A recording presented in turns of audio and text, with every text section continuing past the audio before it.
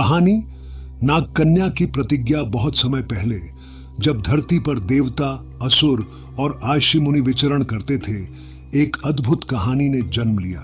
यह कहानी है नागलोक की एक कन्या सर्पिणी की, जिसने अपने परिवार, धरती और देवताओं के बीच संतुलन बनाए रखने के लिए अपनी चतुराई और साहस का परिचय दिया। पहला अध्याय, नागलोक का आह्वान। नागलोक, जो पाताल लोक के नीचे स्थित था, अपने वैभव और ज्ञान के लिए प्रसिद्ध था। वहां नागराज वासुकी का शासन था। एक दिन वासुकी ने देखा कि धरती पर मनुष्य और असुरों के बीच युद्ध छिड़ा हुआ है। युद्ध के कारण नदियां सूख रही थीं, वन उजड़ रहे थे और जीव जंतुओं का जीवन संकट में था। वासुकी ने अपनी छोटी बेटी सर्पिणी को बुलाया। सर्पिणी चतुर और साहसी थी और उसे लोकों के संतुलन की गहरी समझ थी। वासुकी ने कहा, पुत्री, यदि यह विनाश यूं ही चलता रहा तो हमारे नागलोक पर भी इसका प्रभाव पड़ेगा। तुम्हें धरती पर जाकर इसे रोकना होगा। सर्पिणी ने पिता की आज्ञा स्वीकार की और प्रतिज्ञा की, मैं अपने ज्ञान और साहस से इस संकट को समाप्त करूंगी। दूसरा अध्याय, धरती पर आगमन। धरती पर पहुंचते ही सर्पिणी ने देखा कि युद्ध के पीछे का कारण देवताओं और असुरों की सत्ता की लड़ाई थी। असुर चाहते थे कि उन्हें अमृतत्व प्राप्त हो, जबकि देवताओं का मानना था कि असुरों को शक्ति देना उनके लिए विनाशकारी होगा। इस लड़ाई के बीच मनुष्य पिस रहे थे। सर्पिणी ने दोनों पक्षों को समझने की कोशिश की। उसने पाया कि असुरों के सेनापति महाबल ने एक शक्तिशाली रत्न अग्निमणि चुरा लिया था, जो ब्रह्मांड के संतुलन का केंद्र था।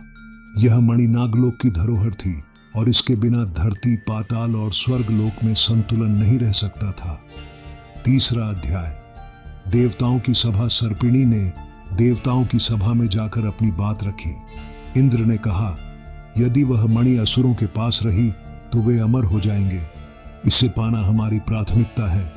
सर्पिणी ने उत्तर दिया, मणि को वापस पाकर इसे अपने लोक में सुरक्षित रखना ही सही होगा। यह शक्ति किसी भी लोक के लिए खतरा बन सकती है। देवताओं ने सर्पिणी की बात मानी, लेकिन वे यह सोचकर चिंतित थे कि असुरों से मणि छीनना असंभव होगा। चौथा अध्याय, असुरों के बीच। सर्पिणी ने असुरों के बीच प्रवेश किया। उसने महाबल से मित्रता की और उसे यह विश्वास दिलाया कि वह नागलोक की राजकुमारी होकर भी असुरों के पक्ष में है। महाबल ने उसे अपने गुप्त कक्ष में प्रवेश करने दिया, जहां अग्निमणि रखी थी। सर्पिणी ने अपनी नागमाया से महाबल को भ्रम में डाल दिया और मणि चुरा ली। पांचवां अध्याय, मणि की रक्षा। महाबल को जब सर्पिणी के छल का पता चला तो उसने अपनी सेना के साथ उसका पीछा किया। सर्पिणी ने अपनी नाग शक्ति से धरती पर एक घना जंगल उत्पन्न कर दिया, जिसमें असुरों की सेना उलझ गई। लेकिन सर्पिणी की कठिनाई यहीं समाप्त नहीं हुई।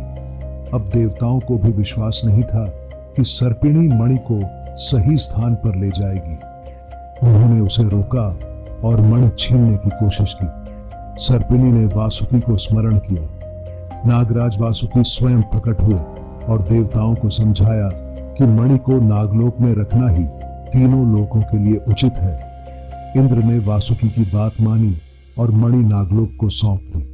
अंतिम अध्याय, संतुलन की स्थापना। सर्पिणी ने धरती, पाताल और स्वर्गलोक के बीच संतुलन स्थापित कर दिया। उसकी बुद्धिमत्ता और साहस ने देवताओं और असुरों दोनों को यह सिखाया कि शक्ति का संतुलन बनाए रखना कितना आवश्यक है। नागलोक में सर्पिणी को लोक संरक्षिका का दर्जा दिया गया। उसकी इस कथा ने तीनों लोकों को एक संदेश दिया कि संबंध, समझ और संतुलन ही सच्चे साम्राज्य की नींव है।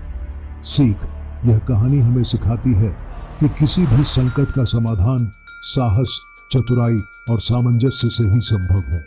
शक्ति का उपयोग तभी उचित है जब वह लोक कल्याण के लिए